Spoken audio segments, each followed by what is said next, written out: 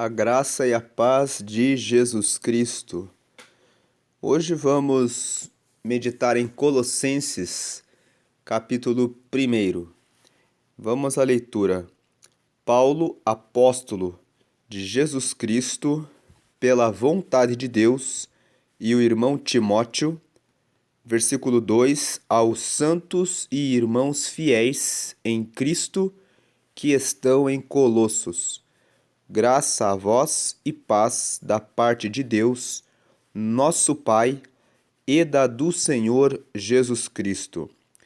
Nesses dois primeiros versículos, Paulo fala primeiramente que ele é Paulo e que ele é apóstolo de Jesus Cristo pela vontade de Deus.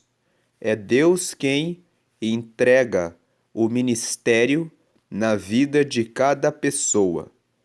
Muitas pessoas querem exercer um ministério para o qual Deus não os chamou. Fique na direção do Senhor.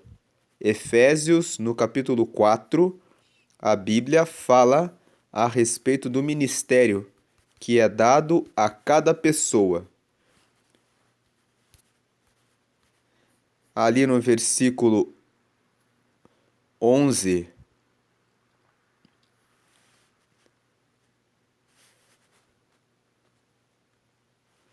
diz assim: E ele mesmo deu uns para apóstolos, e outros para profetas, e outros para evangelistas, e outros para pastores e doutores, querendo o aperfeiçoamento dos santos para a obra do ministério, para edificação do corpo de Cristo. Então, quando Deus chama alguém para apóstolo, ou para profeta, ou para evangelista, ou para ser um pastor, ou para ser um doutor, que são os 5 ministérios que foram criados por Deus, ele deseja o aperfeiçoamento dos santos. E esse aperfeiçoamento não é algo para o nosso interesse, mas é para a obra do ministério. Qual ministério? Para a edificação do corpo de Cristo. E o corpo de Cristo, de acordo com 1 Coríntios,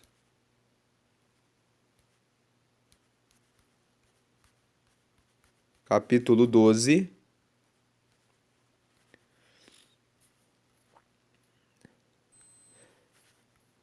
recebe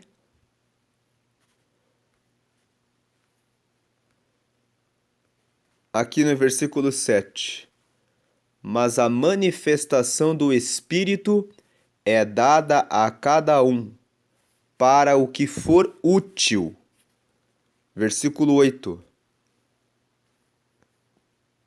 Esse versículo 7 trata do princípio da utilidade dos dons espirituais. Os dons são dados para aquilo que for útil.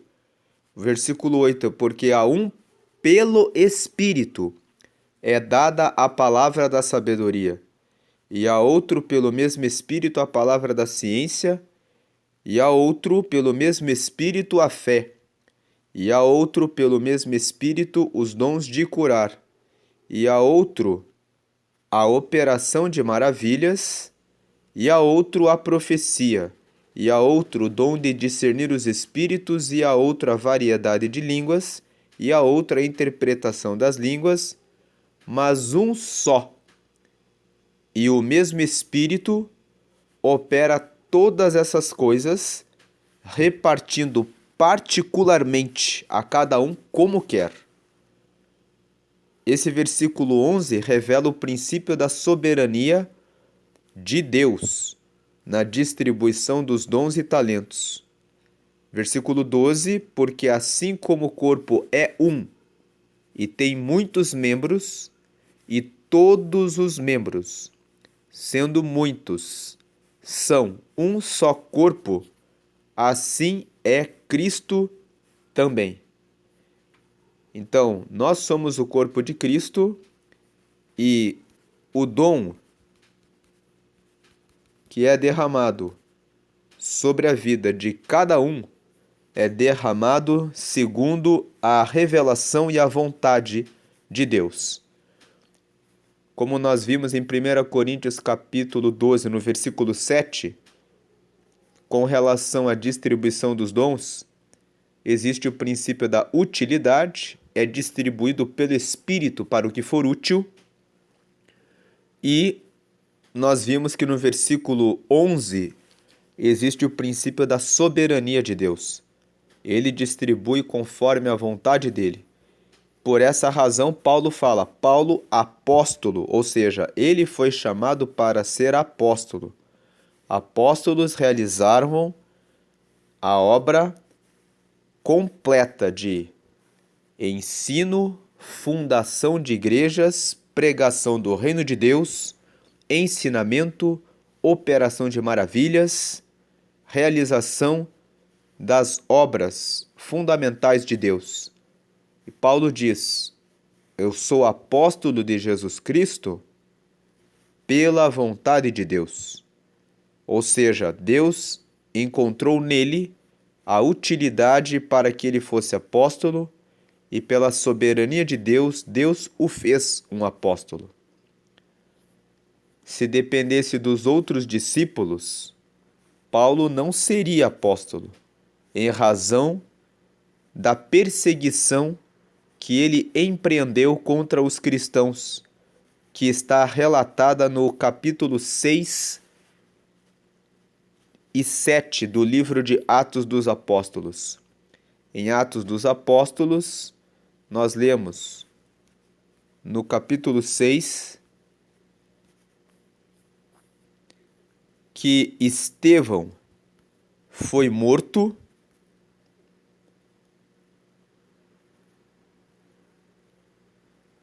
por meio de falsas testemunhas. Apresentaram falsas testemunhas que diziam: este homem não cessa de proferir palavras blasfemas contra este santo lugar e a lei. Versículo 14. Porque nós lhe ouvimos dizer que esse Jesus Nazareno há de destruir este lugar e mudar os costumes que Moisés nos deu. Então todos os que estavam assentados no conselho, fixando os olhos nele, viram o seu rosto como o rosto de um anjo.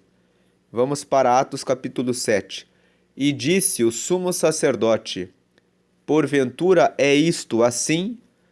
Versículo 2. E ele disse: varões, irmãos e pais, ouvi. O Deus da glória apareceu a Abraão, nosso pai, estando na Mesopotâmia, antes de habitar em Harã.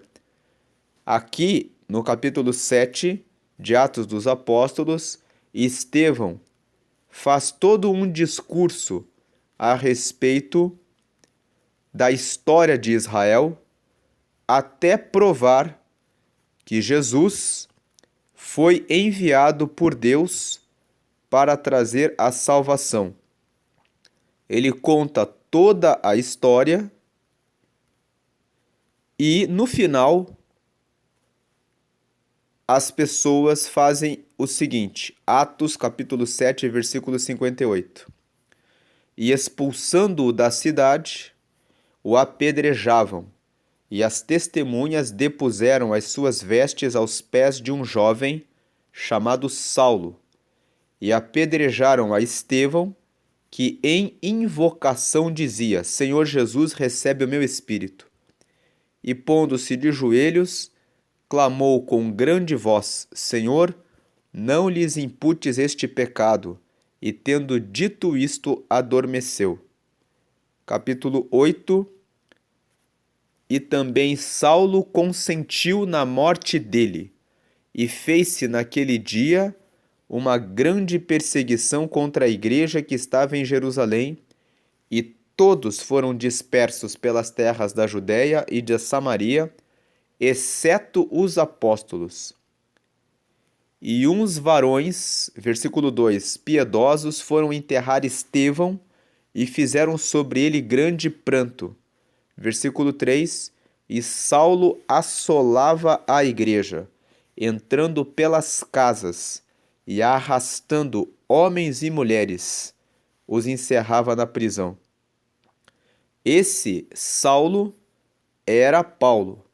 Então, o texto que nós lemos aqui de Atos dos Apóstolos, capítulos 6, 7 e 8, mostram o que Paulo fazia antes da sua conversão. Ele consentiu na morte de Estevão e tomou cartas para perseguir os cristãos. Por isso, se dependesse dos demais apóstolos, Paulo jamais seria um apóstolo. Por isso ele fala, Paulo, apóstolo de Jesus Cristo pela vontade de Deus, e o irmão Timóteo. Ou seja, quando Paulo escreveu a carta aos Colossenses, ele estava com Timóteo. Quando foi que Paulo escreveu essa carta? De acordo com os relatos bíblicos, Paulo escreveu essa carta quando ele estava preso em Roma. Então, nós já fizemos os estudos no livro de Filipenses e é provável que Paulo tenha escrito tanto a carta de Filipenses como de Colossenses quando ele estava na sua prisão em Roma. E ele estava, se nós abrirmos Filipenses capítulo 1, nós vamos ver que Paulo estava em Roma com Timóteo. Timóteo estava ali apoiando e ajudando a Paulo na sua prisão em Roma, na sua primeira prisão em Roma. Nós vemos aqui, Paulo e Timóteo, servos de Jesus Cristo, a todos os santos em Cristo Jesus, que estão em Filipos com os bispos e diáconos. Nós vemos aqui que quando Paulo faz a sua carta para os filipenses, ele fala assim, Paulo e Timóteo, servos de Jesus Cristo. Ou seja, ele não se identifica como apóstolo porque aqui ele está incluindo Timóteo. E no livro de Atos, no capítulo 16, nós vemos quando foi que Paulo conheceu Timóteo. Paulo, quando ele chegou a Derbe e Listra, eis que estava ali um certo discípulo por nome Timóteo, filho de uma judia, que era crente, mas de pai grego. Versículo 2, do qual davam bom testemunho os irmãos que estavam em Listra e em Icônio. Paulo quis que este fosse com ele e, tomando-o, o circuncidou por causa dos judeus que estavam naqueles lugares, porque todos sabiam que seu pai era grego. Então, vemos que Timóteo era filho de um homem grego, mãe judia que era cristã, convertida a Cristo, e por ser filho de pai grego, ele não era circuncidado. E Paulo viu por bem circuncidar Timóteo por causa dos judeus, ou seja, já gravamos os vídeos com reflexões e meditações na carta que Paulo escreveu aos Gálatas e comentamos em Gálatas capítulo 1 sobre essa questão da circuncisão e também no capítulo 4, porque a carta que Paulo escreveu para os Gálatas era uma carta em que Paulo destaca a questão da circuncisão, especialmente o capítulo 2 da carta que ele escreveu para os Gálatas. Aqueles que tiverem interesse em aprofundar o conhecimento a respeito dessa questão da circuncisão, nós falamos a respeito disso em Gálatas capítulo 2. Mas aqui nós fizemos a leitura de Atos capítulo 16, nesses 3 primeiros versículos apenas para trazer à luz como foi que Paulo conheceu Timóteo. Ele estava na sua segunda viagem missionária, estava passando por Derbe e Listra e conheceu Timóteo, que era um jovem, filho de uma mãe judia e de um pai grego, e as pessoas davam bom testemunho a respeito de Timóteo, aquelas pessoas que estavam em Listra e Icônio. Lembrando que Derbe, Listra, Icônio e Antioquia da Pisídia são as cidades que ficam na região da Galácia. Nós mostramos essas cidades no mapa quando nós falamos a respeito de Gálatas. Então, não vamos mostrar aqui nesse vídeo para não deixar esse vídeo muito longo, porque o propósito deste vídeo é meditarmos em Colossenses capítulo 1. Mas o destaque que queremos dar aqui nessa saudação de Paulo é que quando ele escreveu a carta aos Filipenses, como nós lemos ali, ele escreveu assim: Paulo e Timóteo, servos de Jesus Cristo. Por que que em Filipenses ele escreveu Paulo e Timóteo, servos de Jesus Cristo? Porque Paulo sabe que Timóteo era discípulo dele. Deus tinha usado Paulo para conhecer Timóteo, para preparar Timóteo, para que Timóteo fosse um companheiro nas viagens missionárias. Então, Paulo entende que o ministério de apóstolo é o ministério que foi dado a ele. O ministério de Timóteo, nós vamos ver quando lermos 1 Timóteo e 2 Timóteo, era um ministério pastoral. O ministério de Timóteo era um ministério diferente. Então, para ele não ter de dizer Paulo, apóstolo de Jesus Cristo, e Timóteo, chamado para o ministério pastoral, Paulo, quando escreveu a carta para os Filipenses, fez a sua saudação dizendo: Paulo e Timóteo, servos de Jesus Cristo. Agora, aqui, na carta que ele escreveu para a igreja de Colossos, ele faz uma apresentação diferente, mostrando que ele tem consciência e conhecimento de que os chamados eram diferentes. Aqui, quando Paulo escreve essa carta para a igreja de Colossos, Timóteo ainda estava como um servo de Deus aprendendo as questões relativas ao reino de Deus. Então, Timóteo aqui ainda não era um pastor. Timóteo ele se torna um pastor depois. Mas enquanto ele era discípulo de Paulo, estava aprendendo as coisas ligadas ao reino de Deus, ele era um jovem que estava no treinamento de Deus. Então, Paulo, aqui, quando ele escreve a carta para os Colossenses, ele fala assim: Paulo, apóstolo de Jesus Cristo, pela vontade de Deus. Ou seja, eu fui chamado para ser apóstolo pela vontade de Deus, e o irmão Timóteo. Veja que Paulo identifica Timóteo ainda como um irmão. Eu adiantei que Timóteo recebeu mais tarde o ministério pastoral, porque lendo adiante, nós veremos que ele se tornou depois um líder de uma igreja. Mas aqui, Paulo reconhece Timóteo ainda como um irmão em Cristo.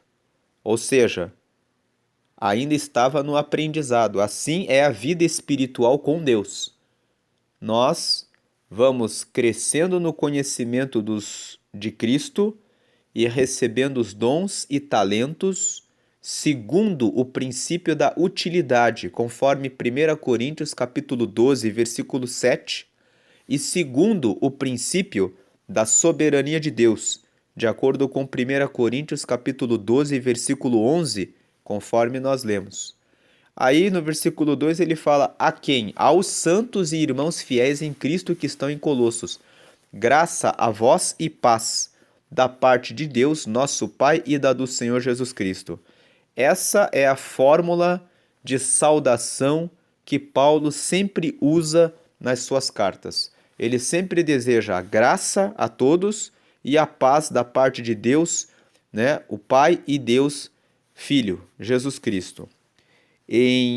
Nos comentários que nós fizemos ao capítulo 1 do livro de Gálatas e ao capítulo 1 do livro de Efésios, nós comentamos mais aprofundadamente o que é a graça.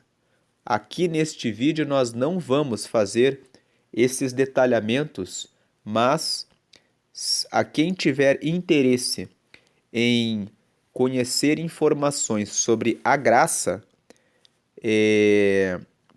pode buscar essas informações nas meditações que foram feitas em Gálatas 1 e em Efésios 1. Versículo 3. Graças damos a Deus, Pai de nosso Senhor Jesus Cristo, orando sempre por vós. Então, Paulo agradece pela vida dos colossenses, fala para eles nessa carta que ele sempre ora por eles. Isso é uma prática de Paulo. Quando nós lemos a primeira carta que Paulo escreveu aos Romanos, o primeiro capítulo 1 de Gálatas, o capítulo 1 de Filipenses, aqui no capítulo 1 de Colossenses, ele costumeiramente orava pelos irmãos de todas as igrejas que ele havia fundado, e sempre desejando que eles crescessem no conhecimento de Deus. Então, essa prática de Paulo revela a importância de orarmos pelos irmãos que estão espalhados na terra que pregam o reino de Deus. Não orar apenas pelos nossos propósitos, não orar apenas olhando para as nossas preocupações, mas olharmos para Deus. Há pessoas que olham apenas para o seu próprio umbigo, preocupadas apenas consigo mesmas, ignorando o poder da oração pelas outras pessoas. Esquecem que o que é ligado na terra é ligado no céu quando há confirmação pelas orações. Ore pela sua nação e pelas outras nações para que Deus realize o plano dele e realize a obra dele, para que pessoas sejam salvas em todo o mundo, porque a sua oração tem influência e poder no reino celestial. Falamos sobre isso quando lemos Efésios capítulo 1, versículo 3, que o Senhor já nos abençoou com toda sorte de bênçãos espirituais nos lugares celestiais. E quando nós falamos a respeito disso, convido você que queira aprofundar esse conhecimento de Efésios sobre os lugares celestiais, a que leia essa palavra. Vamos aqui em Efésios, capítulo 1.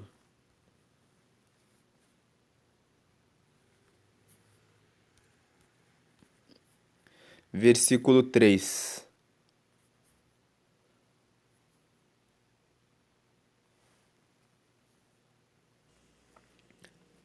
Que diz assim: Bendito o Deus e Pai de nosso Senhor Jesus Cristo, o qual nos abençoou com todas as bênçãos espirituais nos lugares celestiais em Cristo.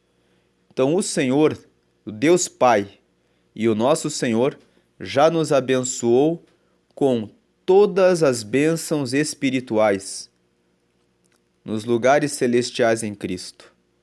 Quando você entra no seu quarto para se dedicar à oração, você transforma naquele momento o seu quarto em um lugar celestial. É um lugar consagrado a Deus.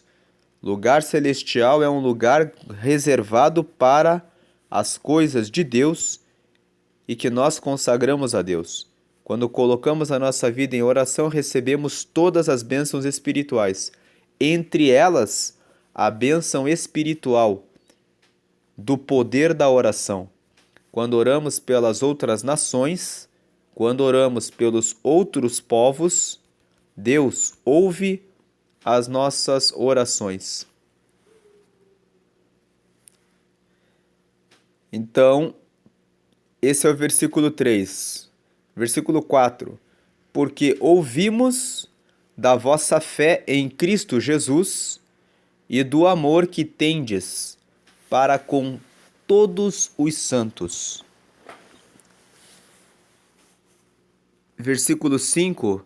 Por causa da esperança que vos está reservada nos céus, da qual já antes ouvistes pela palavra da verdade do Evangelho. Então Paulo fala assim, eu ouvi a respeito de vocês, que vocês têm fé em Cristo Jesus e que vocês têm um amor para com todos os santos. Então, Paulo, como nós dissemos no começo, ele estava preso. Então, alguém falou para ele a respeito da fé que os irmãos colossenses tinham em Jesus. E alguém falou para Paulo que os colossenses tinham um grande amor, tinham amor para com todos os santos. Então Paulo escreve aqui na carta, eu ouvi a respeito de vocês, da fé que vocês têm em Jesus e do amor que vocês têm para com os santos. Nós comentamos em Filipenses, no capítulo 4, o que significa a fé. Eu não vou aprofundar as questões da fé aqui, mas quando nós gravamos o vídeo de Filipenses capítulo 4, nós falamos no comentário aos versículos 6 e 7 a respeito da fé e da importância de termos fé. Então, se você quiser um aprofundamento sobre isso, acesse aqui no canal o vídeo que foi gravado sobre Filipenses capítulo 4. Então ele fala aqui, ouvimos da vossa fé em Cristo Jesus e do amor que tendes para com todos os santos. Por que eles têm fé e por que eles têm o amor em Cristo, o amor com todos os santos? Por causa da esperança que vos está reservada nos céus. Ou seja, porque vocês estão juntos com todos os irmãos em todas as nações, reservados para morarem no céu.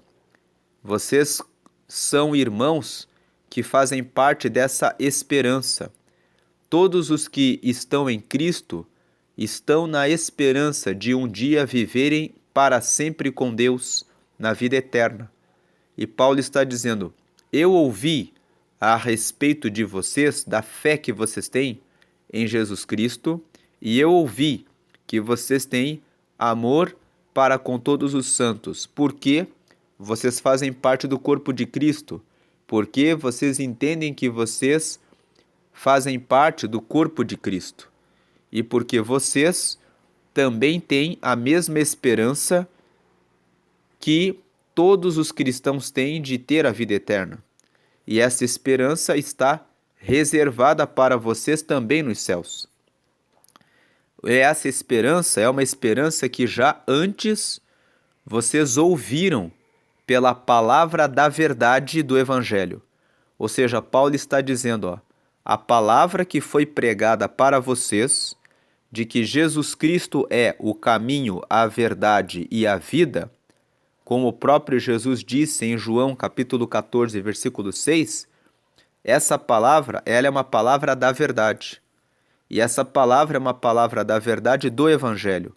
Evangelho vem do grego evangelion e significa boa notícia, significa boa nova.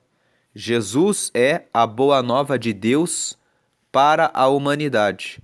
A humanidade precisava da salvação e Cristo, quando encarnou, morreu e tomou o nosso lugar, nos assegurou o perdão dos pecados, e todo aquele que aceita Jesus recebe o perdão dos pecados e recebe o reino de Deus.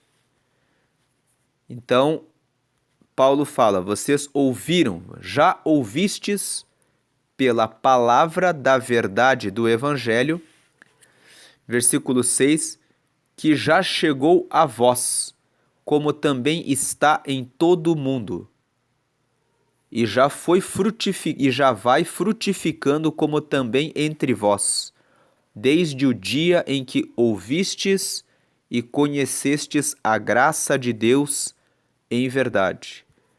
Então, eu vou falar aqui um pouco a respeito dessa palavra da verdade do Evangelho.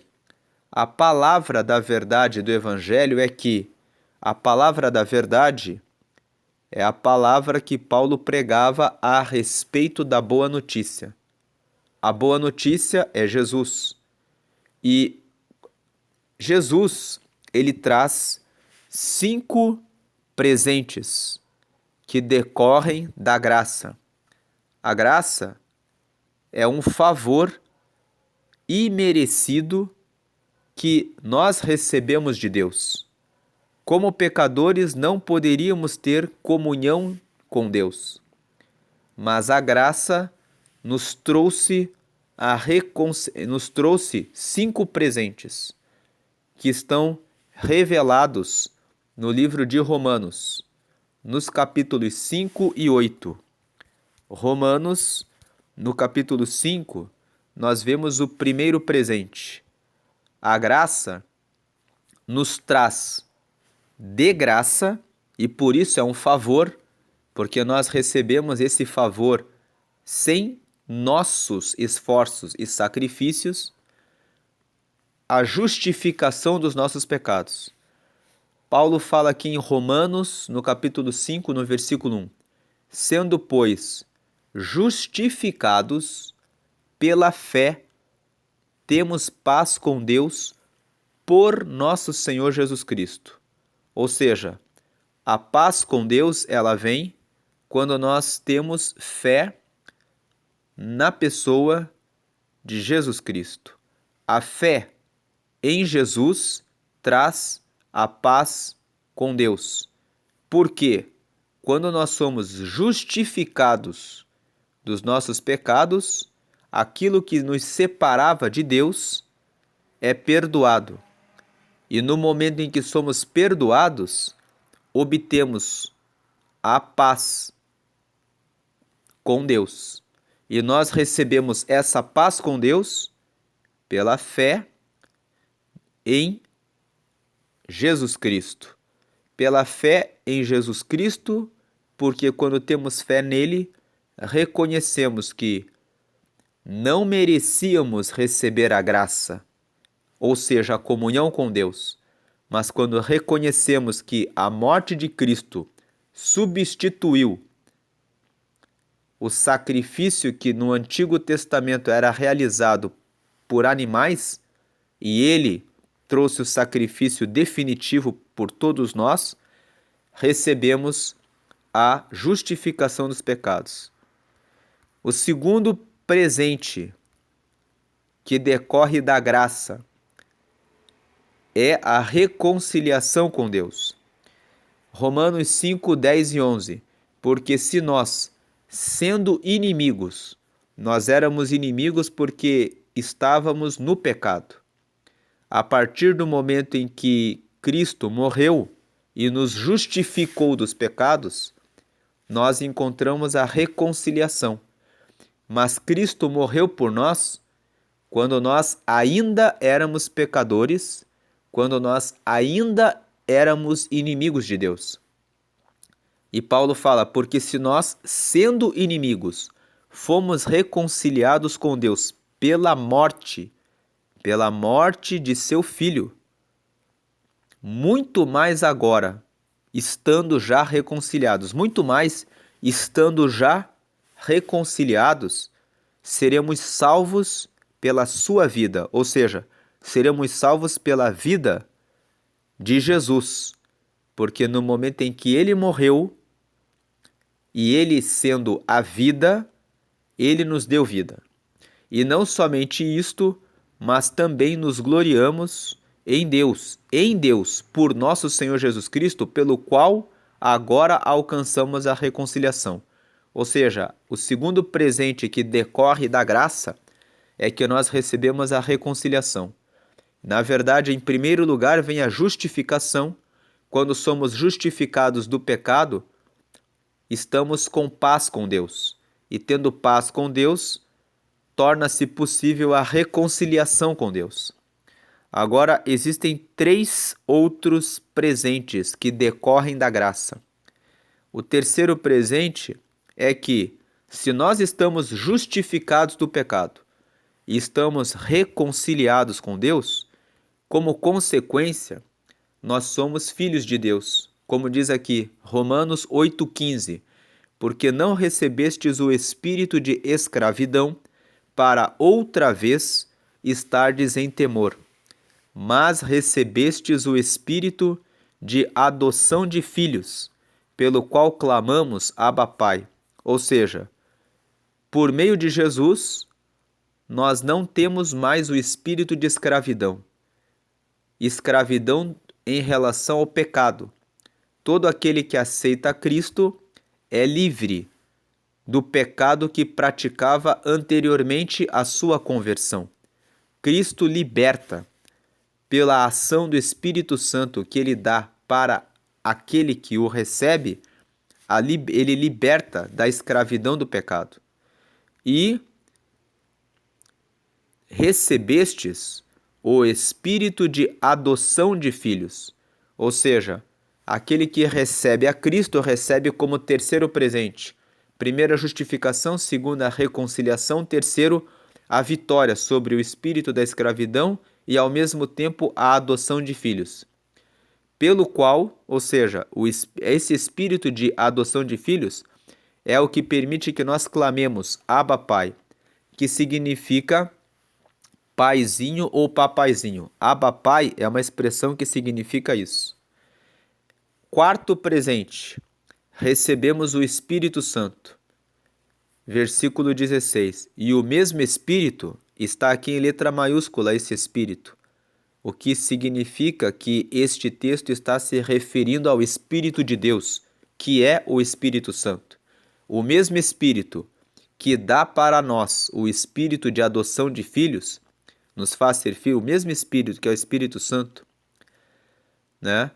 Ele testifica com o nosso espírito que somos filhos de Deus. Na realidade, o Espírito aqui que nos dá a adoção de filhos é o Espírito de Cristo, né? Mas Cristo, ele entrega para nós como presente o Espírito Santo. Ele falou isso no Evangelho de João, no capítulo 16. Nós vemos que quando Jesus conversava com seus discípulos, ele disse, aqui, João 16,5, e agora vou para aquele que me enviou, e nenhum de vós me pergunta para onde vais. Antes, versículo 6, porque isso vos tenho dito, o vosso coração se encheu de tristeza. Versículo 7, todavia, digo-vos a verdade, que vos convém que eu vá, porque se eu não for, o Consolador, e esse Consolador está em letra maiúscula porque está se referindo ao Espírito Santo.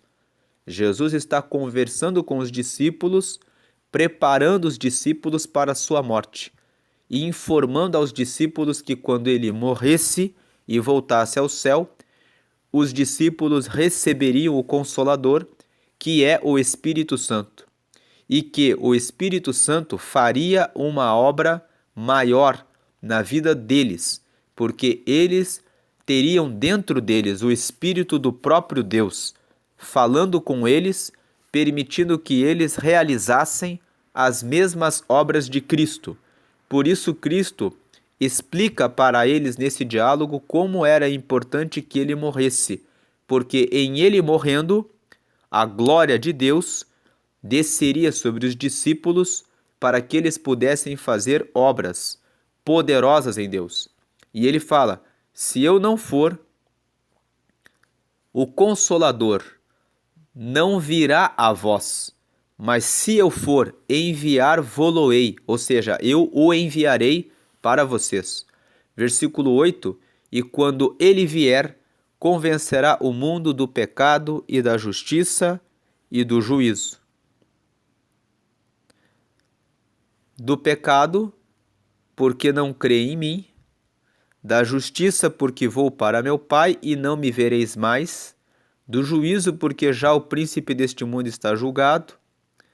Ainda tenho muito que vos dizer, mas vós não o podeis suportar agora. Versículo 13. Mas quando vier aquele Espírito da verdade, e aqui nós temos o Espírito mais uma vez em letra maiúscula, o Espírito da verdade, mostrando que Cristo está se referindo ao Espírito Santo, ao Espírito de Deus, ao Espírito que anuncia a verdade, que é o próprio Cristo. Ele vos guiará em toda a verdade, porque não falará de si mesmo, mas dirá tudo o que tiver ouvido e vos anunciará o que há de vir.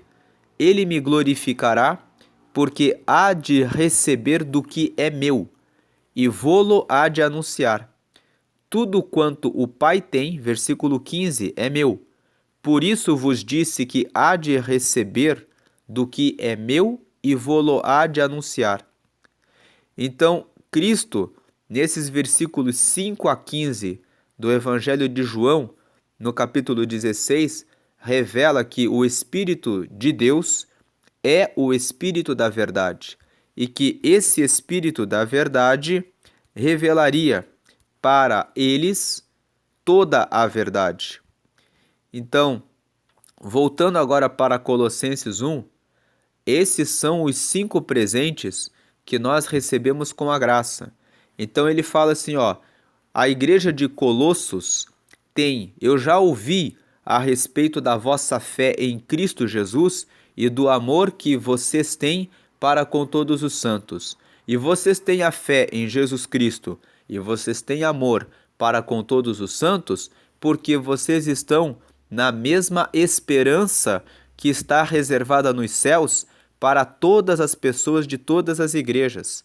A esperança que você tem de ter vida eterna e de seguir o reino de Deus é a mesma esperança que todos os irmãos que estão espalhados na terra e que acreditam e se converteram a Jesus Cristo têm.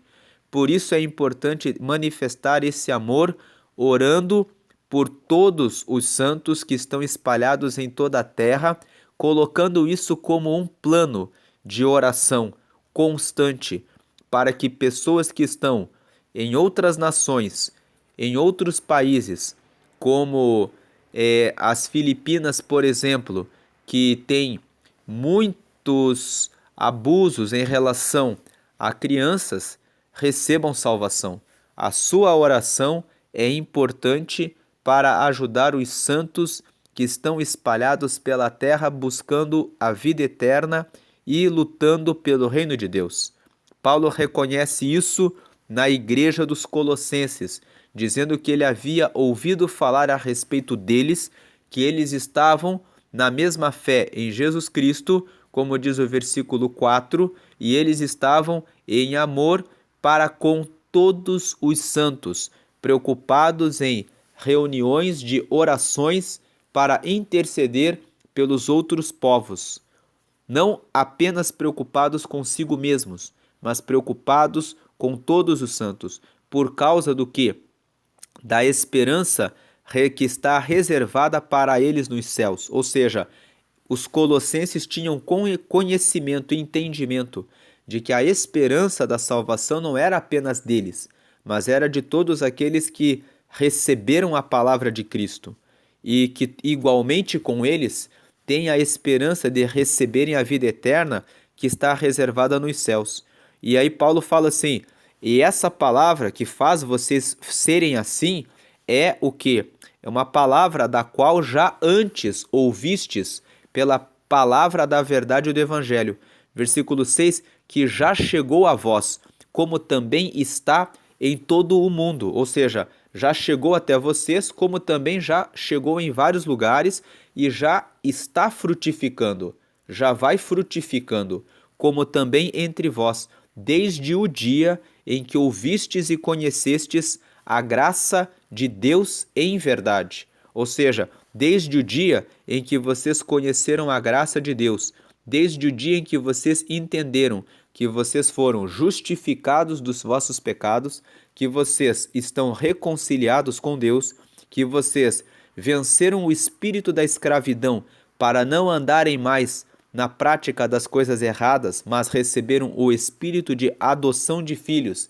E agora vocês podem falar com Deus chamando ele de paizinho, de papaizinho, tendo intimidade com o próprio Deus em razão de Jesus Cristo ter morrido na cruz e ter dado essa graça. Receberam o Espírito Santo de Deus que testifica com vocês que vocês são filhos de Deus e receberam também o direito de serem herdeiros e co-herdeiros de Cristo. Eu não falei desse último presente da graça, que é Romanos 8, versículo 17. Eu falei do 15, falei do 16, né, que é o 15. Nós recebemos esse Espírito, o versículo 17 é a quinta bênção que decorre da graça. E se nós somos filhos, somos logo herdeiros também, herdeiros de Deus e co-herdeiros de Cristo. Se é certo que com ele padecemos, para que também com ele sejamos glorificados. Então, o quinto presente da graça é: nós somos herdeiros de Deus, porque se nós somos filhos, nós somos herdeiros de Deus e também co-herdeiros de Cristo, ou seja, somos herdeiros juntamente com Jesus da bênção da vida eterna, se é certo que com ele padecemos, né, para que também com ele sejamos glorificados. Ou seja, não é de qualquer maneira que a graça é derramada sobre aqueles que aceitam a Cristo. É necessário que aquele que aceita a Cristo também padeça com Cristo, ou seja, também esteja disposto a cumprir o propósito de Deus. Lá em Mateus, no Evangelho de Mateus, no capítulo 16, nós lemos o que Jesus disse para aqueles que querem seguir a Ele. Ele disse: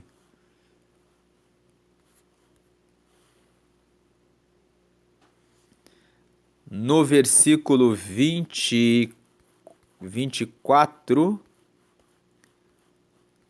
então disse Jesus aos seus discípulos: se alguém quiser vir após mim, renuncie-se a si mesmo, tome sobre si a sua cruz e siga-me.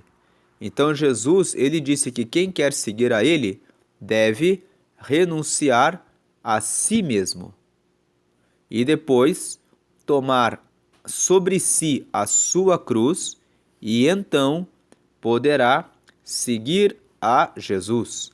E nós vemos no Evangelho de Lucas que muitas vezes Jesus nos pede que amemos a Ele acima de todas as coisas. Vemos aqui que no Evangelho de Lucas, no capítulo 18, nós vemos a história de um jovem que estava com muitas riquezas e ele procurou Jesus aqui no versículo 18, e perguntou-lhe um certo príncipe, dizendo: bom mestre, que hei de fazer para herdar a vida eterna? Versículo 19, Jesus lhe disse: por que me chamas bom? Ninguém há bom, senão um que é Deus. Sabes os mandamentos: não adulterarás, não matarás, não furtarás, não dirás falso testemunho, honra teu pai e a tua mãe. E disse ele: todas essas coisas tenho observado desde a minha mocidade. E quando Jesus ouviu, disse-lhe: Ainda te falta uma coisa. Vende tudo quanto tens, reparte-o pelos pobres e terás um tesouro no céu. Depois, vem e segue-me. Versículo 23. Mas ouvindo ele isso, ficou muito triste porque era muito rico. Então nós vemos que, especificamente em relação a esse jovem, cuja história é contada no Evangelho de Lucas, no capítulo 18, ele tinha a riqueza como algo muito importante, a ponto de estar acima de Deus. E isso fez com que Jesus o desafiasse a largar a riqueza para que pudesse segui-lo. E ele não conseguiu alcançar essa graça. Então, quando nós lemos ali, se é que tendes padecido, né? Se é que com Cristo padecemos, para que com ele possamos viver, que nós lemos ali na parte final do versículo 17 de Romanos 8. Voltando para Colossenses capítulo 1, agora nós terminamos de falar da graça, né? Pelo qual conhecesses a graça de Deus em verdade. Versículo 7. Como aprendestes de Epáfras, nosso amado conservo, que para vós é um fiel ministro de Cristo. Quando nós lemos o versículo 7, nós vemos aqui que Paulo, ele não esteve na igreja de Colossos. Colossos era uma cidade que ficava a 170 quilômetros de Éfeso e ficava ao lado de Laodiceia, na região da Ásia. E não existe nenhum registro que Paulo tenha visitado pessoalmente essa igreja. Então, quem provavelmente fundou a igreja de Colossos foi Epáfras. Epáfras, de acordo com é muito provável que Epáfras tenha saído da cidade de Colossos e tenha estado em Éfeso, onde Paulo esteve por 3 anos, segundo Atos capítulo 20, versículo 31. Então, Epáfras deve ter se convertido ao Evangelho em Éfeso e deve ter aprendido a obra missionária com Paulo. E depois, porque Paulo fala, nosso amado conservo, ou seja, Paulo tinha um conhecimento a respeito de Epáfras. E Epáfras deve ter voltado para a cidade de Colossos e fundado essa igreja. E mais tarde, Epáfras era a pessoa que tinha contato com Paulo para que Paulo falasse tudo o que falou aqui nos versículos anteriores, quando ele fala porque nós ouvimos da vossa fé em Cristo Jesus e do amor que tendes para com todos os santos, por causa da esperança que vos está reservada nos céus, da qual já antes ouvistes pela palavra da verdade do Evangelho. Quando Paulo fala aqui, que já chegou a vós como também está em todo mundo, e já vai frutificando como também entre vós, desde o dia em que ouvistes e conhecestes a graça da verdade, como aprendestes de Epáfras, nosso amado conservo, que para vós é um fiel ministro de Cristo. Paulo está dizendo, vocês não aprenderam comigo. Quando nós lemos a carta de Filipenses, nós vemos que Paulo, em alguns momentos, fala, como eu já estive entre vós. Quando nós lemos 1 Coríntios e 2 Coríntios, nós vemos Paulo falando que, como eu já falei quando eu estava presente, né? Quem está acompanhando os vídeos que estão sendo postados aqui no canal e que já acompanharam as meditações feitas na carta que Paulo escreveu a 2 Coríntios ali, nós vemos que Paulo fala assim, quando eu for aí, né, eu falarei de maneira mais severa. 1 Coríntios fala também sobre isso.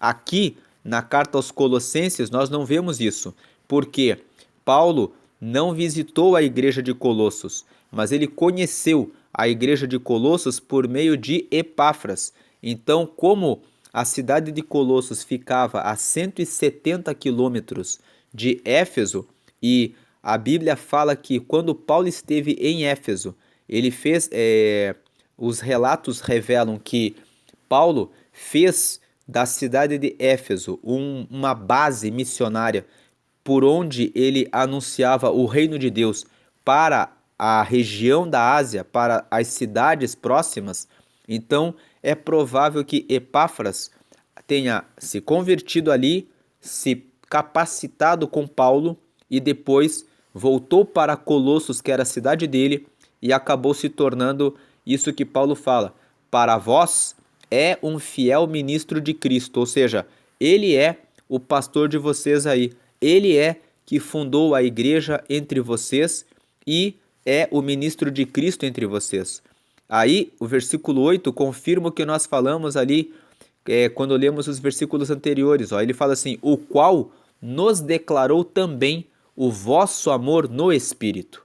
Ou seja, foi Epáfras que falou para Paulo a respeito de como a igreja de Colossos estava e que permitiu que Paulo, quando estava na prisão em Roma, escrevesse essa carta para os colossenses. É por isso que Paulo escreveu essa carta, porque ele tinha notícias a respeito de Colossos por meio de Epáfras. Versículo 9: por esta razão, nós também, desde o dia em que o ouvimos, veja que Paulo nunca fala, como ele fala na carta aos Coríntios, como ele fala na carta aos Filipenses, como ele fala na carta aos Gálatas. Eu já estive aí, como eu já falei quando estava aí. Ele não fala isso. Ele só fala que ouviu de Epáfras a respeito deles e fala: por essa razão nós também, desde o dia em que o ouvimos, não cessamos de orar por vós e de pedir que sejais cheios do conhecimento da vontade de Deus, né? Da sua vontade, da vontade de Deus aqui que ele está se referindo, em toda a sabedoria e inteligência espiritual. Quando nós lemos Paulo dizendo que ele ora pelo povo de Colossos para que eles sejam cheios do conhecimento da vontade de Deus em toda a sabedoria e inteligência espiritual, nós podemos entender que Paulo entende que para que nós possamos ser bons servos de Deus, que conseguem cumprir o propósito de Deus, é necessário que nós tenhamos conhecimento da vontade de Deus. E é necessário que nós tenhamos toda a sabedoria e inteligência espiritual. Muitas pessoas não buscam o conhecimento da palavra de Deus. Lá no livro do profeta Oséias, Deus usou o profeta Oséias para dizer ao povo que o povo de Deus perece por causa da falta de conhecimento a respeito de Deus. As pessoas não sabem quem é Deus. Elas não sabem o que Deus pensa, qual o propósito dele. Veja que em Oséias, capítulo 4, no versículo 6, Deus esclarece para o povo que o meu povo foi destruído porque lhe faltou o conhecimento. Porque tu rejeitaste o conhecimento, também eu te rejeitarei, para que não sejas sacerdote diante de mim, visto que te esqueceste da lei do teu Deus, também eu me esquecerei de teus filhos. Então, nós vemos aqui Deus recusando o povo que não buscava o conhecimento de Deus. Lá em Salmos 119, no versículo 105, nós vemos que Deus fala que a palavra de Deus, ela é a lâmpada que ilumina os nossos passos e que ilumina o nosso caminho. Ele fala que Salmo 119, 105, diz aqui, lâmpada para os meus pés é a tua palavra e luz para o meu caminho. Quando o salmista escreveu isso, ele está dizendo que os nossos passos, para onde nós estamos indo, nós saberemos para onde estamos indo quando tivermos uma lâmpada. E o salmista escreveu que a lâmpada para os meus pés é a tua palavra. E a palavra de Deus é luz para o meu caminho. Então, há muitas pessoas que pensam que buscar a Deus é seguir tudo o que um homem que se coloca como pastor, ou que se coloca como ministro do evangelho, ou que se coloca como autoridade que entrega profecias ou recados, supostamente em nome de Deus, dizendo que tem visões. E nós estamos num tempo, numa era em que muitas pessoas estão buscando ter domínio sobre outras pessoas a pretexto de terem visões e revelações incríveis, que estão vendo anjos, que estão vendo acontecimentos extraordinários que outras pessoas não veem.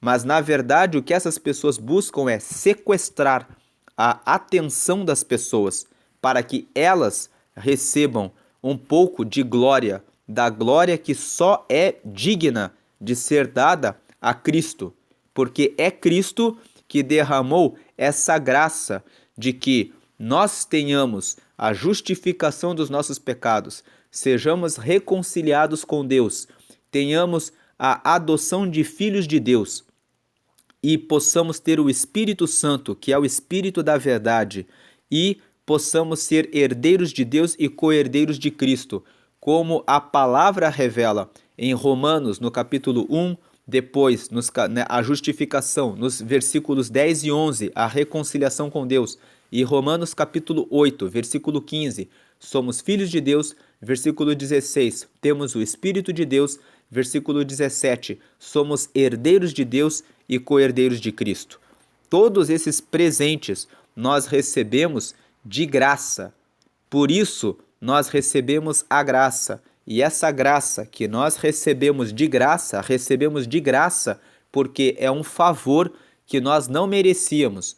Por isso se diz que a graça é o favor imerecido que vem de Deus. É o favor dado por Deus gratuitamente para aqueles que o buscam. Lá em Romanos, nós lemos que a salvação ela é um dom gratuito de Deus. Romanos, no capítulo 3, no versículo 23, fala que todos nós pecamos, ou seja, todos nós pecamos porque nós nascemos no pecado. Todos pecaram e destituídos estão da glória de Deus, e nós sendo justificados gratuitamente pela sua graça. Ou seja, a graça é um favor imerecido e ela é dada gratuitamente pela redenção que há em Cristo Jesus. Então, nós somos justificados de maneira gratuita, mas muitas pessoas nos dias de hoje, por que essas pessoas buscam ter autoridade, dizendo que têm visões, dizendo que entregam profecias, dizendo que entregam revelações? Por quê? Porque elas precisam sequestrar a atenção que só é merecida por Deus para enganar as pessoas e ganharem vantagens para satisfazerem os seus próprios interesses, como está escrito, e como falam, eles buscam sequestrar a atenção, como diz ali em Filipenses, no capítulo 3, quando Paulo fala que essas pessoas, Paulo fala em Filipenses, para os filipenses assim, guardai-vos dos cães, guardai-vos dos maus obreiros. E daí, lá no versículo 17, ele fala assim, no versículo 18, porque muitos há, dos quais muitas vezes vos disse, e agora também digo, chorando, que são inimigos da cruz de Cristo. O fim deles, versículo 19, é a perdição. O Deus deles é o ventre, e a glória deles é para a confusão deles mesmos, que só pensam nas coisas terrenas. Então, essas pessoas, esses pregadores, Paulo alertou os filipenses, a igreja de Filipos, dizendo para eles no versículo 3, para guardai-vos dos cães, guardai-vos dos maus obreiros, ou seja, aqueles que se querem fazer passar por servos de Deus, querendo revelar uma autoridade para dominar as pessoas.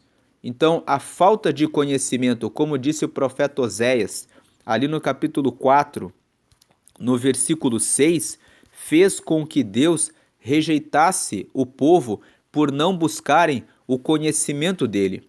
E Pedro também traz essa recomendação. Pedro escreveu 2 cartas universais e na sua segunda carta ele fala para que as pessoas busquem o crescer. Esse é o último versículo da carta. Ele fala assim, que antes crescei na graça, ou seja, é necessário crescer na graça, no entendimento de todos os presentes que nós recebemos de Deus, na comunhão com o Espírito Santo e no conhecimento de nosso Senhor e Salvador Jesus Cristo. Ou seja, não é para crescermos em buscar profecias, a seguir a suposta autoridade de pessoas que querem fazer e anunciar coisas milagrosas ou desastres ou qualquer outro tipo de informação que busque autoridade e algum reconhecimento ou alguma notoriedade para pessoas querendo tomar a glória de Cristo. Ele fala para crescer na graça e no conhecimento de Cristo. A Ele seja dada a glória, assim agora como no dia da eternidade. Amém. Então, Paulo, quando fala que ora pelos colossenses, ele fala, eu oro para que vocês recebam toda a sabedoria e inteligência espiritual. Eu oro para que vocês sejam cheios do conhecimento da sua vontade. A vontade de Deus, ela é boa, ela é perfeita e ela é agradável em toda a sabedoria e inteligência espiritual. Quando Paulo fala sobre ter sabedoria e inteligência espiritual, Paulo fala a respeito da necessidade de buscarmos a inteligência espiritual.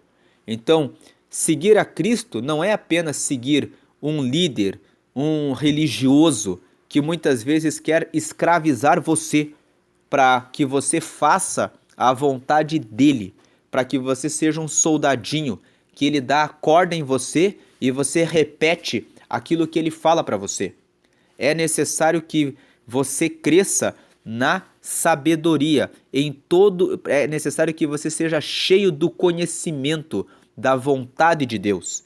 Quantas pessoas estão escravizadas perguntando para esses líderes sobre cada passo da sua vida, quando na realidade quem tem que dar a resposta para a sua vida é o próprio Senhor, é o próprio Deus, é o Espírito de Deus, é a comunhão e o relacionamento que você tem com Deus que vai fazer com que o próprio Deus responda às suas dúvidas e esclareça aquilo que você está buscando da parte dele. Ninguém melhor do que o próprio Deus para trazer a revelação da vontade dele para a sua vida. Busque crescer no conhecimento de Deus. Busque a graça, porque a graça é tudo aquilo que nós falamos. Ela justifica do pecado, ela reconcilia você com Deus. E é justificado do pecado e reconciliado com Deus. Quando você tem a reconciliação por Jesus Cristo, é que você vai receber a qualidade de filho de Deus, que vai te dar a intimidade de chamar a Deus de paizinho, que vai permitir que você converse com ele tão de perto a ponto dele responder às tuas orações. Não seja uma pessoa dependente de pessoas que se colocam no lugar da glória de Deus para te escravizar, para te dominar. O Espírito de Deus fala com todos aqueles que abrem o coração para falar com ele. O próprio Jesus trouxe esse ensinamento. Lá no Evangelho de Mateus, no capítulo 6, ele disse para os seus filhos, no versículo 5, e quando orares, não seja como versículo 6, mas tu, quando orares, entra no teu aposento e fechando a tua porta, ora a teu pai, que vê o que está oculto, e teu Pai que vê o que está oculto te recompensará.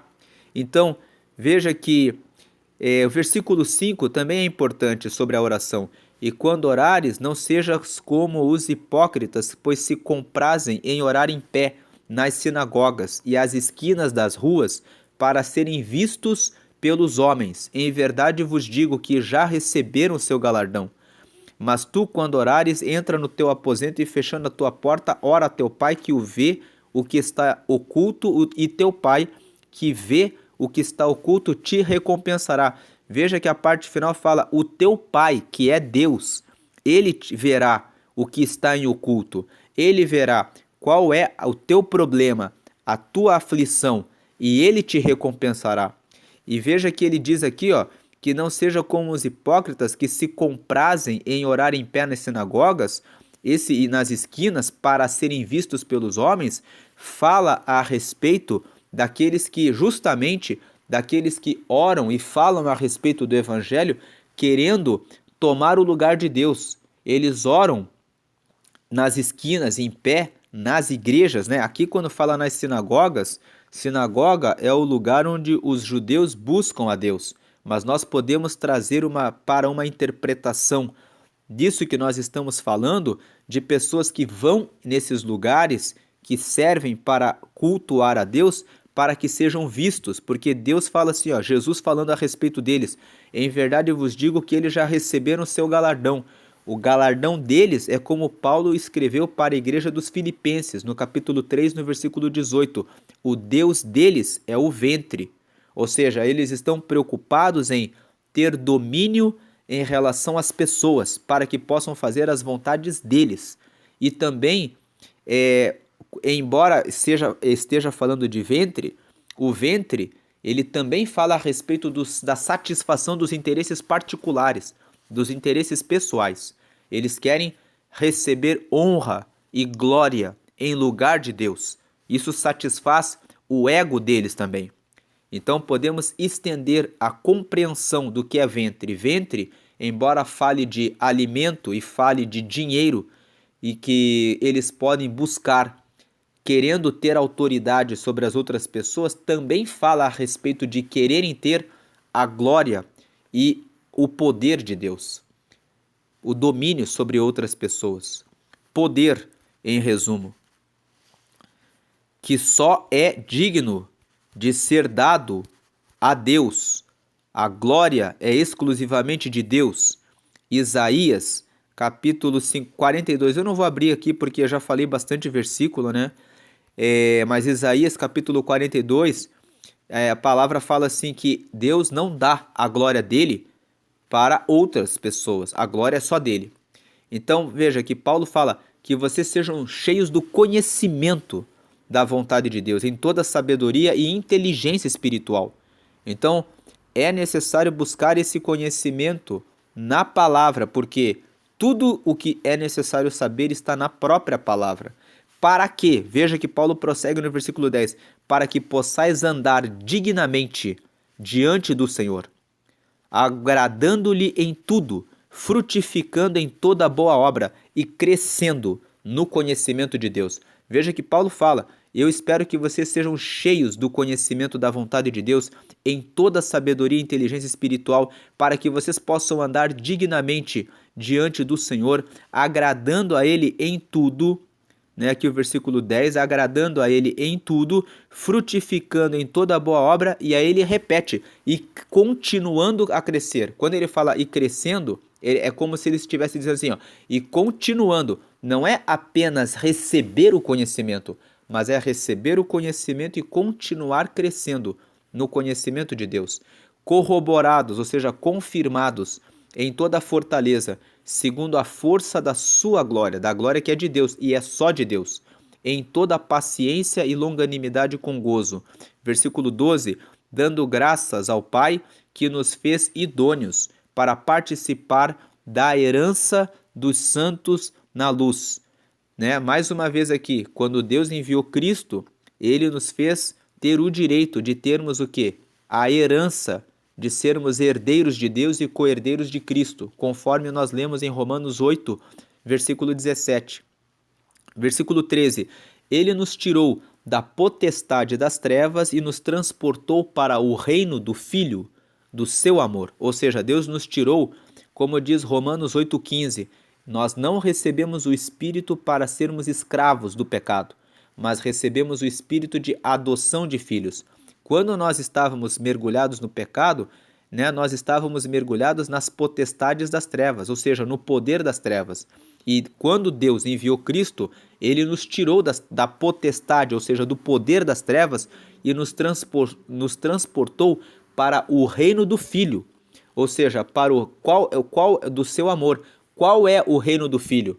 O reino do Filho é a graça, que é o favor imerecido de Deus e que nos dá todos aqueles presentes que nós falamos ali. Esse é o reino do Filho. O reino do Filho traz a esperança de termos a vida eterna, de estarmos com Deus, e não só a vida eterna no futuro, mas de termos uma vida aqui na terra, abençoados por Deus, cheios das riquezas de Deus.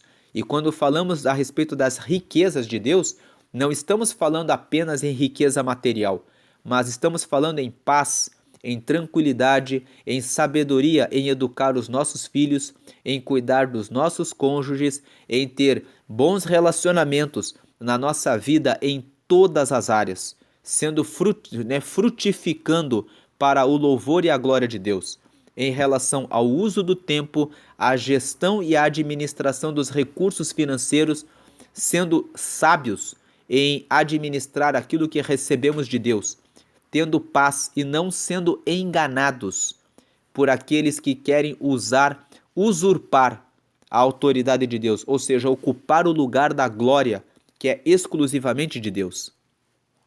E esse reino do Filho é em Cristo, versículo 14, que nós temos a redenção pelo seu sangue, ou seja, que nós temos o resgate. A redenção nós fomos resgatados de vivermos no pecado e fomos resgatados para viver o quê? No reino de Deus, no reino do Filho, a saber, a remissão dos pecados. Ou seja, nós tínhamos pecados e por isso não podíamos estar no reino de Deus.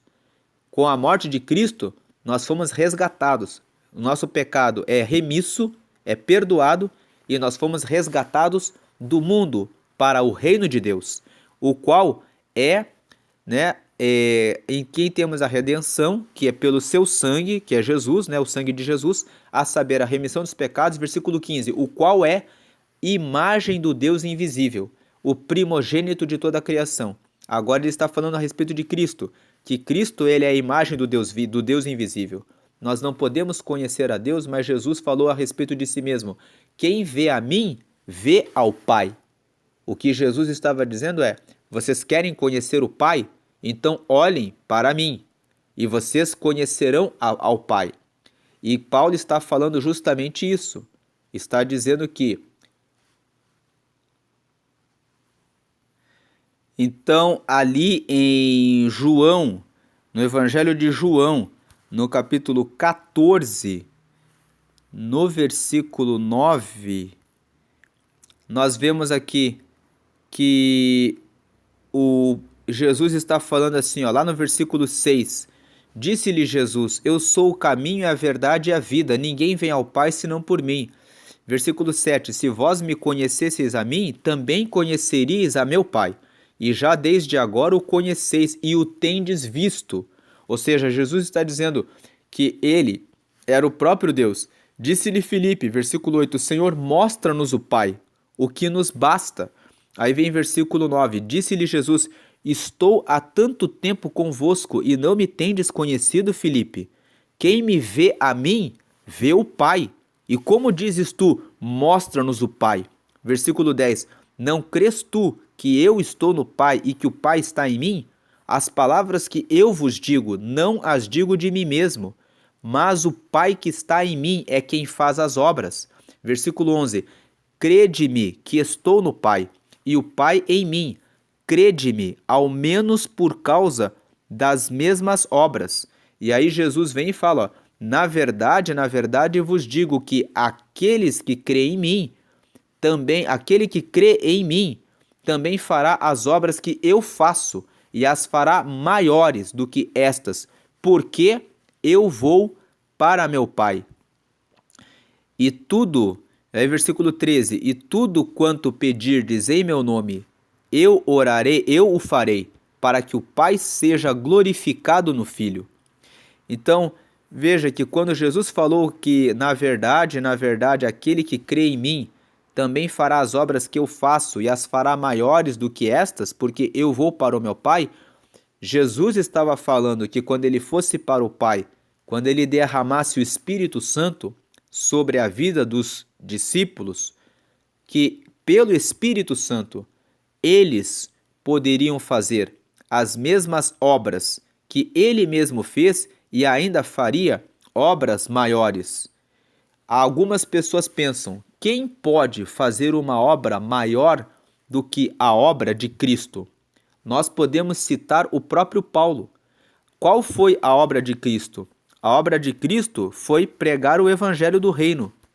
E Cristo pregou o evangelho na Judéia, em Samaria, mas Cristo não chegou a pregar o evangelho em todos os lugares onde Paulo foi enviado. Ou seja, o próprio Paulo fez obras maiores do que o próprio Cristo. No momento em que ele ganhou a maior número de almas do que Cristo, no momento em que Paulo, veja, o Novo Testamento, Paulo escreveu praticamente 75, 80% do Novo Testamento. Todas as igrejas que Paulo visitou e fundou, e todas as almas que foram alcançadas para o reino de Deus por meio das viagens que Paulo fez, expandiram o Evangelho, para que a Bíblia pudesse ser escrita em várias cartas anunciando o reino de Jesus. Isso tornou o Evangelho do Reino mais conhecido. Então, o próprio Cristo disse: aquele que crê em mim fará as mesmas obras que eu faço e as fará ainda maiores do que aquelas que eu fiz. Então, vemos que Paulo já é um exemplo disso.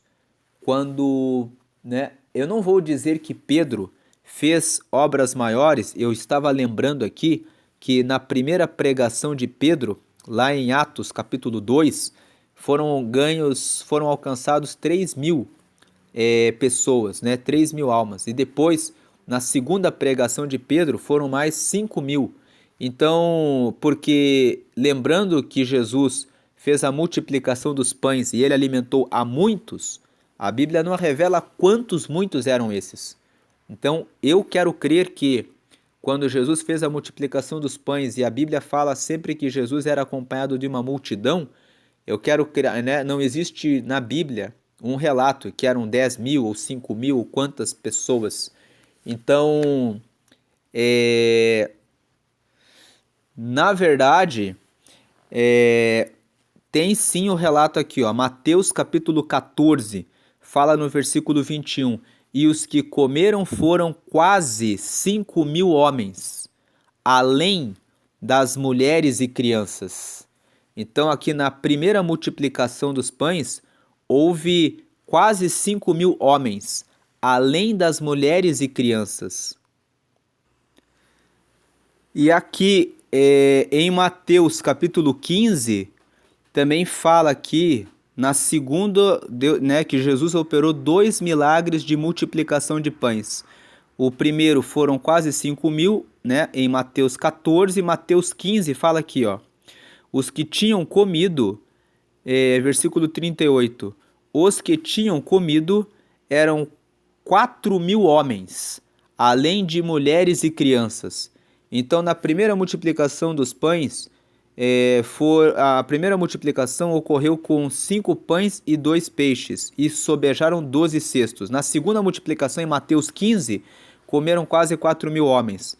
A primeira pregação de Pedro está em Atos, capítulo 2, lá no versículo 40 e... Vamos ver aqui,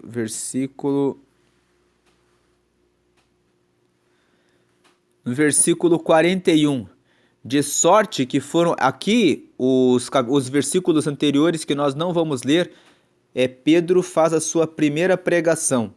Então vem aqui, de sorte que foram batizados os que de bom grado receberam a sua palavra, e naquele dia agregaram-se quase 3.000 almas.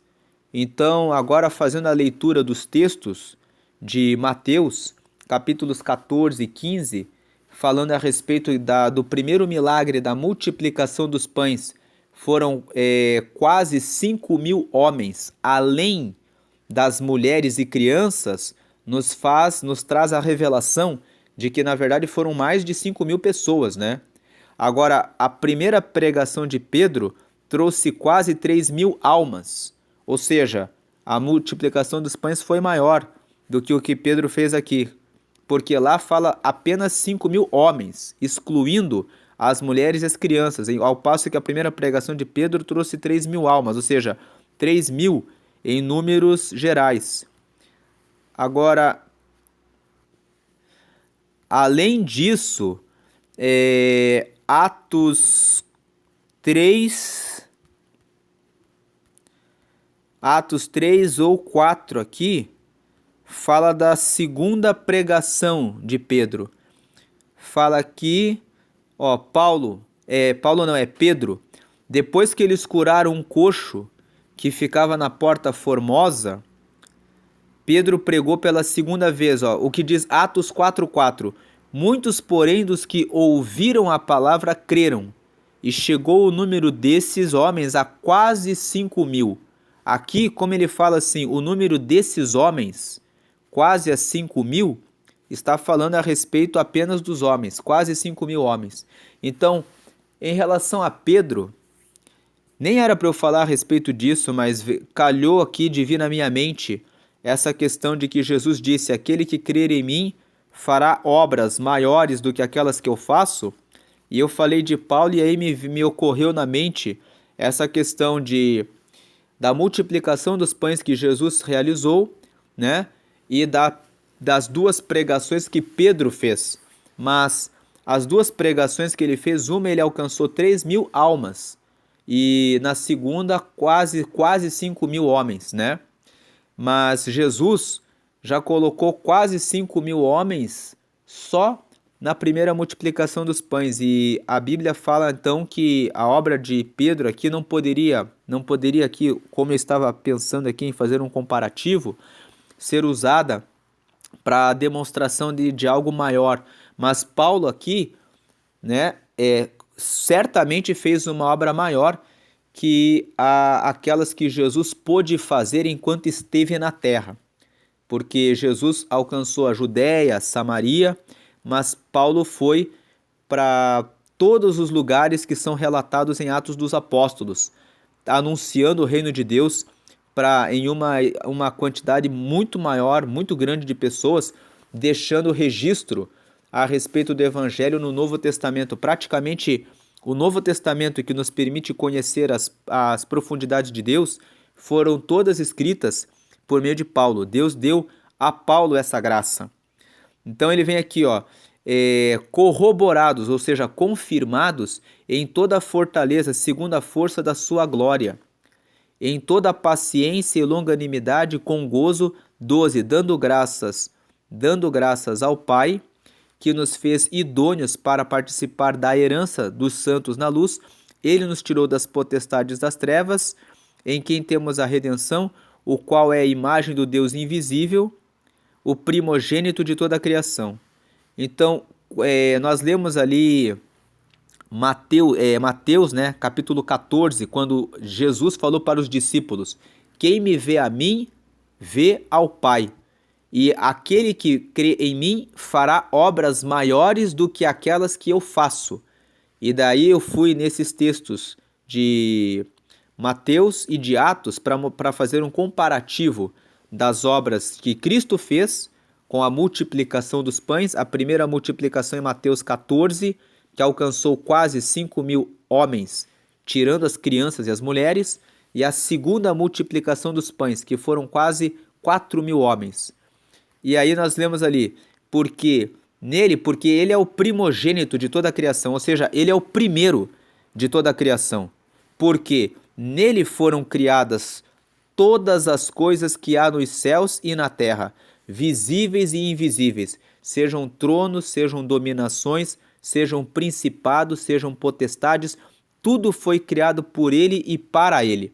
Ou seja, todos essas questões dos demônios que existem sobre a terra, eles foram criados por Deus. Eles eram anjos da luz, até que caíram e se tornaram anjos caídos. Então tudo foi criado pelo próprio Deus, por ele e para ele. Versículo 17: e ele é antes de todas as coisas, e todas as coisas subsistem por ele. E ele é, versículo 18, a cabeça do corpo da igreja. É o princípio e o primogênito dentre os mortos, porque ele foi o primeiro que ressuscitou, para que em tudo tenha a pré-eminência. Versículo 19, porque foi do agrado do Pai que toda a plenitude nele habitasse. Versículo 20, e que, havendo por ele feito a paz pelo sangue da sua cruz, por meio dele reconciliasse consigo mesmo todas as coisas, tanto as que estão na terra como as que estão nos céus. A vós também, versículo 21, que noutro tempo éreis estranhos e inimigos no entendimento pelas vossas obras más, mas agora, contudo, vos reconciliou. Como nós já lemos lá em Romanos 8, Romanos 5, 10 e 11, né?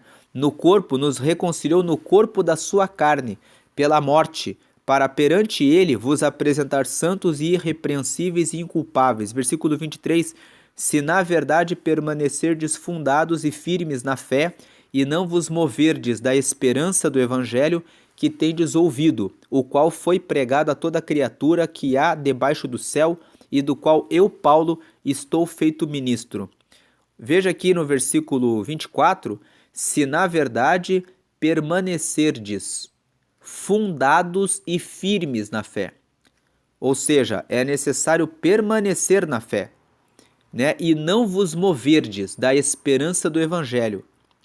Tem pessoas que pensam que, uma vez tendo aceitado a Jesus e prosseguindo em uma vida de iniquidade, de pecado, estarão com Deus.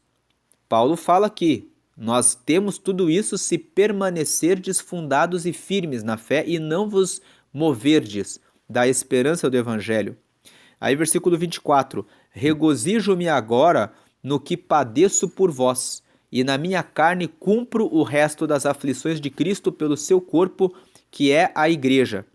Falando a respeito de corpo de Cristo, lembrando de 1 Coríntios 12, que nós lemos ali, que Cristo, ele é a cabeça do corpo, né, de Deus, da qual eu estou feito ministro, versículo 25, segundo a dispensação de Deus, que me foi concedida para convosco, para cumprir a palavra de Deus. Versículo 26, o mistério que esteve oculto desde todos os séculos e em todas as gerações, e que agora foi manifesto aos seus santos. Cristo é o mistério de Deus. Ele é o mistério que estava revelado no Antigo Testamento, que haveria de vir sobre a terra, encarnar, morrer para justificar os pecados de toda a humanidade e trazer a vida eterna para todos os que têm fé e recebem a Cristo como Senhor e Salvador. Para entender mais sobre esse mistério de Deus, o vídeo que gravamos sobre Efésios, capítulo 2, nós falamos a respeito disso. A carta que Paulo escreveu para os Efésios, Paulo fala a respeito do que significa a dispensação de Deus e o que é o mistério de Deus. E nós falamos, quando fizemos a meditação e os estudos em Efésios, no capítulo 2, a respeito disso. Se você tem o interesse em aprofundar esses dois assuntos, acesse aqui no canal o vídeo de Efésios capítulo 2 e lá tem uma meditação mais aprofundada a respeito de Cristo como o mistério de Deus. Versículo 27, aos quais Deus quis fazer conhecer quais são as riquezas da glória deste mistério entre os gentios, que é Cristo em vós. Veja que aqui Paulo fala que o mistério de Deus é Cristo em nós, esperança da glória. A quem versículo 28, a quem anunciamos, admoestando a todo homem e ensinando a todo homem em toda a sabedoria, para que apresentemos todo homem perfeito em Jesus Cristo. Mais uma vez, Paulo fala, nós não precisamos ser perfeitos segundo o pastor tal, segundo o fulano de tal, segundo tal bispo que realiza um tipo de doutrina e deseja que as pessoas sejam suas imitadoras. Mas nós precisamos o quê? Ser perfeitos em Jesus Cristo. E para isso também trabalho. Paulo fala, combatendo segundo a sua eficácia que opera em mim poderosamente. Ou seja, Paulo ele tem conhecimento a respeito do projeto de Deus na vida dele. Né? Esse versículo 29, quando Paulo termina falando assim, e para isso também trabalho combatendo segundo a sua eficácia, ou seja, segundo a eficácia do poder do próprio Cristo, que opera em mim poderosamente, mostra que Paulo ele tem conhecimento a respeito do chamado dele. Tem muitas pessoas que estão perdidas na terra, que ficam pensando, para que Deus me chamou? A dúvida que você tem a respeito do teu chamado acontece porque você não tem orado, buscado a Deus. Busque o conhecimento de Deus. Busque, olha, Paulo fala aqui, ó, ensinando a todo homem, né, em toda a sabedoria, para que apresentemos todo homem perfeito em Jesus Cristo. Paulo falou lá em Gálatas, antes de ir para Gálatas, daí eu vou encerrar o vídeo aqui, mas Paulo fala no começo aqui, ó, Paulo, ele fala apóstolo de Jesus Cristo. Como nós falamos no começo desse vídeo, ele sabe quem ele é. Ele sabe, eu fui designado para realizar esse papel. E o Timóteo, ele é ainda, enquanto eu estou escrevendo essa carta para os filipenses, apenas um irmão, ainda. Mais tarde, Timóteo vai ser um pastor, um bispo, e que Paulo vai dizer para que ele seja persistente em pregar a palavra de Deus genuína e verdadeira. Mas Paulo, ele reconhece o chamado dele. E ele vem e fala, ó, eu estou pregando, eu fui chamado para ser apóstolo e eu trabalho combatendo segundo a eficácia do poder de Deus que opera em mim poderosamente. Paulo, ele sabe o que ele está fazendo. Tanto que ele fala para a igreja dos Gálatas, lá no capítulo 1, que eles não deveriam ouvir nada que fosse pregado por outras pessoas, a não ser aquilo que ele havia pregado para eles a respeito de Deus. Ele fala aqui, ó, maravilho-me, versículo 8, ó, mas ainda que nós mesmos, ou um anjo do céu, vos anuncie outro evangelho além do que já vos tenho anunciado, seja anátema, ou seja, seja um maldito. Assim como já vô-lo dissemos, agora de novo também vô-lo digo, se alguém vos anunciar outro evangelho além do que já recebestes, seja anátema. Então, nós estamos vivendo dias em que muitos falsos cristos têm se apresentado com a finalidade de buscarem o lugar de Cristo.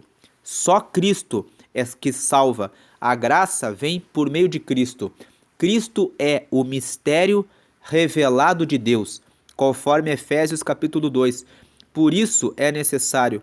E Paulo orava pelos colossenses, dizendo que vocês sejam cheios, versículo 9, Colossenses 1:9, que vocês sejam cheios do conhecimento da sua vontade, da vontade de Deus, em toda a sabedoria e inteligência espiritual.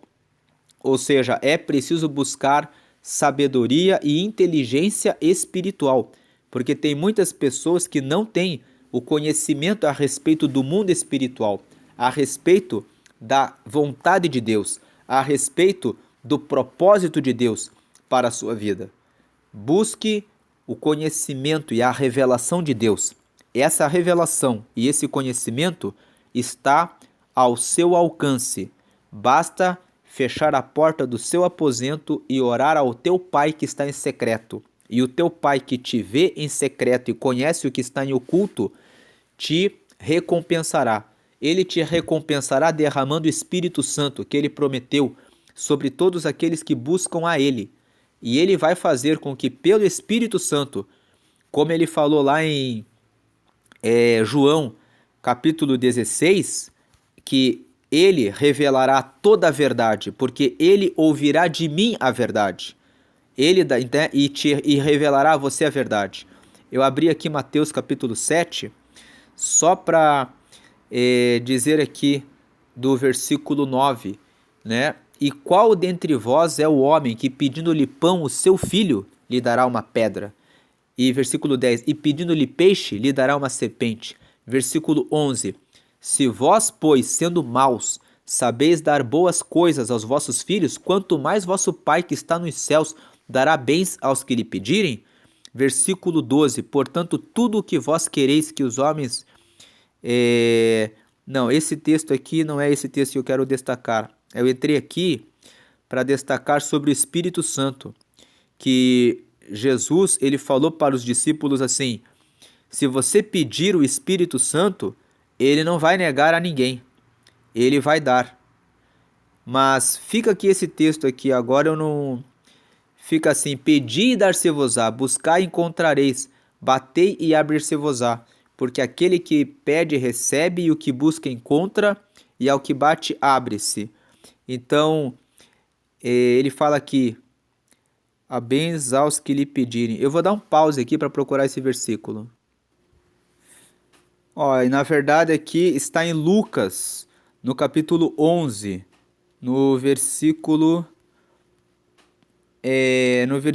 13. Jesus aqui, o Evangelho de Lucas, ele relata esse mesmo texto, mas é que Mateus, como nós lemos ali em Mateus capítulo 7, o evangelista Mateus registrou que Jesus disse no Sermão da Montanha que Deus dará coisas boas a quem lhe pedir.